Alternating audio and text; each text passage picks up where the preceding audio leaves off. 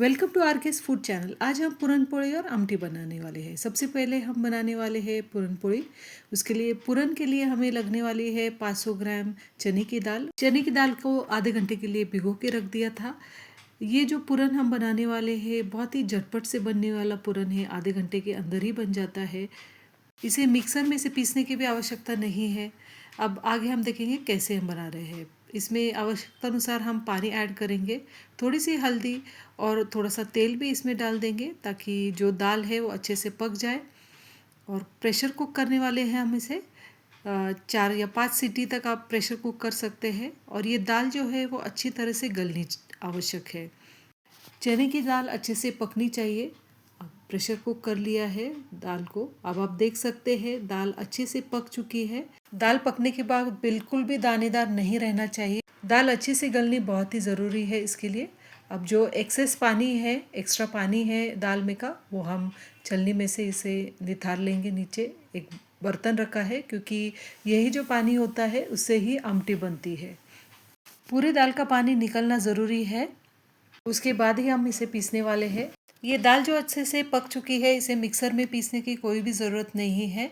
अब ये जो दाल का पानी निकल गया है, एक बड़े बर्तन में इस दाल को हम डाल देंगे। एक हैवी बॉटम पैन की आवश्यकता है क्योंकि बाद में और प्रोसेस होने वाली है दाल। तो ये मैशर की मदद से आप ये दाल अच्छे से मैश कर लीजिएगा, क्योंकि ये दाल बहुत ही अच्छे से पक चुकी है, इजीली मैश हो जाती है। और ये दाल बिल्कुल भी दानेदार नहीं रहनी चाहिए, ये बहुत ज़रूरी है इसके लिए। तभी पूरन जो पक के अच्छा बन जाता है और पूरन पोड़ी भी उसके बाद ही अच्छी बनेगी, क्योंकि दाल का अच्छा पीसना बहुत ज़रूरी है इसके लिए। इजीली पिस जाती है। मेरे पास ये पूरन की जाली है। अगर आपके पास ऐसी बारीक वाली जाली है तो इस जाली के ऊपर थोड़ा थोड़ा पका हुआ चने का दाल डाल के आप मैशर या चम्मच की सहायता से दाल को स्मैश कर सकते हैं और जाली के नीचे पिसी हुई महीन दाल आपको मिल जाएगी। ये बहुत ही इजी मेथड है, बहुत ज़्यादा समय नहीं लगता है इसको। अब हमने जैसे कि आधा किलो चने का दाल लिया था, ऑलमोस्ट 10 मिनट के अंदर ही ये दाल पिस जाती है। जाली की वजह से बहुत ही एक बारीक पेस्ट बन जाता है। अगर आपको इतने एफर्ट्स नहीं लेने हैं तो आप ये दाल डायरेक्ट मिक्सर में से भी पीस सकते हैं, लेकिन जैसे कि मेरे पास ये जाली उपलब्ध है तो मैंने इसे पीस लिया है। बहुत ही बारीक पीसा जाता है इसमें से, और पूरन जो है वो भी बहुत ही बढ़िया बनता है। अब एक हेवी बॉटम बर्तन में हम ये दाल पिसी हुई डाल देंगे और उसके साथ ही 500 ग्राम गुड़ भी इसमें शामिल कर देंगे। ये गुड़ और दाल का मिश्रण हम पकने के लिए गैस पर रख देंगे। एक मीडियम फ्लेम पर हम इसे पकाएंगे, क्योंकि जैसे ये दाल पकती है तो गुड़ जो है वो पिघलने लग जाता है और दाल में अच्छे से मिक्स भी हो जाता है। अब ज़्यादा मिक्सर में से निकालने की आवश्यकता ही नहीं है, जाली में से निकल गया है, अच्छे से बारीक पिस चुकी है दाल। और एक बार गुड़ भी अच्छे से मिक्स हो जाए इसमें और जो एक्स्ट्रा मॉइस्चर है वो भी निकल जाए तो ये पूरन जो है वो बिल्कुल रेडी हो जाता है। आधे घंटे के अंदर आधा किलो पूरन जो है वो बन जाता है। ये बहुत ही झटपट सा प्रोसेस है ये। अगर आप पहली बार भी पूरन पोड़ी बना रहे हैं तो ये प्रोसेस अगर आप फॉलो करते हैं तो डेफिनेटली आपकी पूरन पोड़ी बहुत ही अच्छी बनेगी। इसके लिए गुड़ की क्वालिटी भी बहुत ही अच्छी होनी चाहिए। अगर आपको लगता है गुड़ बहुत ज़्यादा पानी छोड़ रहा है तो उसे थोड़ा ज़्यादा देर आपको पकाना पड़ सकता है। पूरन पका है या नहीं ये जानने के लिए चम्मच आप पूरन में ऐसे रख सकते हैं। अगर चम्मच नहीं हिलता है इसका मतलब आपका पूरन रेडी है। अब पूरन में डालने के लिए कुछ फ्लेवर्स ऐड करेंगे, जैसे कि चम्मच सौंफ, 3 से 4 हरी इलायची और थोड़ा सा जायफल, ये मिक्सर में से बारीक पीस कर लिया है और इसे हम ऐड कर देंगे। इससे ये फ्लेवर जो है पूरन पोड़ी का बहुत ही अच्छा बढ़िया बनता है। अच्छे से मिक्स कर लेंगे। ये पूरन जो है वो ठंडा होने के लिए रख देंगे। तो जब तक पूरन ठंडा हो रहा है तब तक हम आमटी की तैयारी करते हैं। आमटी बनाने के लिए हमें कुछ मसाले की ज़रूरत है, जैसे कि 2 बड़े प्याज लिए हैं, आधा कप नारियल लिया है, 2 चम्मच धनिया, 1 चम्मच ज़ीरा, कुछ खड़े गरम मसाले। और पूरन के लिए हमने जो दाल पकाई थी वो भी अलग से निकाल के लिए है। अब ये जो मसाले हैं हम अच्छे से भून के लेंगे। कढ़ाई में थोड़ा सा तेल डाला है और सबसे पहले प्याज डाल दिए हैं। 2 प्याज लिए थे और इसे अच्छे से गोल्डन ब्राउन होने तक हमें इसे पकाना है। प्याज पकने के बाद बाकी के मसाले एक एक करके हम डालेंगे। अब ये जो सूखा नारियल है 1/4 कप है ग्रेटेड, तो वो भी हम इसमें ऐड कर देंगे। गोल्डन ब्राउन होने तक ये भी हम तल देंगे। मसालों को अगर हम अच्छे से भून लेते हैं पहले से ही, तो फिर बाद में कुकिंग के लिए उसका टाइम थोड़ा कम लगता है और आमटी को एक फ्लेवर भी बहुत ही अच्छा बढ़िया सा आ जाता है। अब जो साबुत धनिया और ज़ीरा लिया था वो भी हम ऐड कर देंगे और उसे भी एक थोड़ा सा ड्राई रोस्ट कर लेंगे। अच्छे अरोमा के लिए उसे भी ड्राई रोस्ट करना ज़रूरी है। अब ये सभी मसाले जो है हमें ग्राइंड करने हैं। चने की दाल जो हमने पहले पका के ली थी, अभी पेस्ट हमें करना है। 2 टमाटर और हरा धनिया, उसका भी पेस्ट अलग से कर लेना है। अब एक बड़े बर्तन में 2 बड़े चम्मच तेल डाला है, उसमें थोड़ा सा कड़ी पत्ता डाला है। अब इसमें 2 बड़े चम्मच अदरक लहसुन का पेस्ट ऐड कर देंगे। ये पेस्ट को अच्छे से भून लेना है और इसके बाद हम जो टमाटर और हरा धनिया था उसकी पेस्ट हम ऐड कर देंगे। ये मसाले सब अलग अलग पीसना बहुत ज़रूरी है, उसके तभी वो फ्लेवर जो है किसी भी चीज़ के उभर के आते हैं। थोड़ी सी हल्दी ऐड की है और थोड़ा सा हींग भी इसमें ऐड किया है, क्योंकि चने की दाल है इसलिए हींग भी डालना ज़रूरी है इस आमटी में। अच्छे से भून लेंगे ये मसाले। पहले तेल ऑलमोस्ट छूट चुका है और बाकी के जो मसाले हमने ग्राइंड करके रखे थे, अभी ये ग्राइंड किया हुआ मसाला, इसमें प्याज, नारियल, साबुत गरम मसाले, धनिया और ज़ीरा था। अब इसमें कुछ ड्राई मसाले भी हम ऐड कर देंगे, जैसे 1 चम्मच लाल मिर्च पाउडर और 2 चम्मच कांदा लहसुन मसाला भी इसमें ऐड कर दिया है और स्वाद अनुसार आप इसमें नमक ऐड कर सकते हैं। और जो पूरन हमने पका के रखा था ये भी इसमें ऐड करना बहुत आवश्यक है।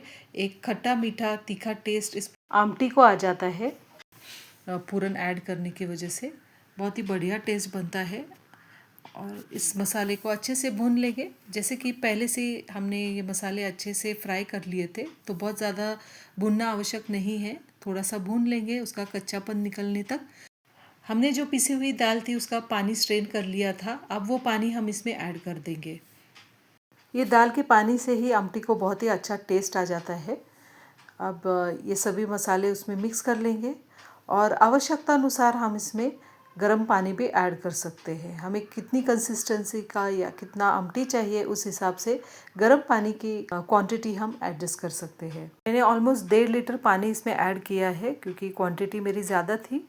आप आपके क्वांटिटी के अनुसार या जितने लोग हैं उसके हिसाब से आप ये बना सकते हैं। ये जो आमटी की क्वांटिटी है ये 7 से 8 लोगों के लिए काफ़ी हो जाती है। अब आमटी बन चुकी है। अब हम पूरन पोली के लिए आटा लगाएंगे। उसके लिए थोड़ा सा नमक डाला है और आधा किलो इसमें मैदा डाल दिया है। थोड़ा सा इसमें तेल भी ऐड कर देंगे और ये जो तेल है वो अच्छे से आटे को रब कर लेंगे।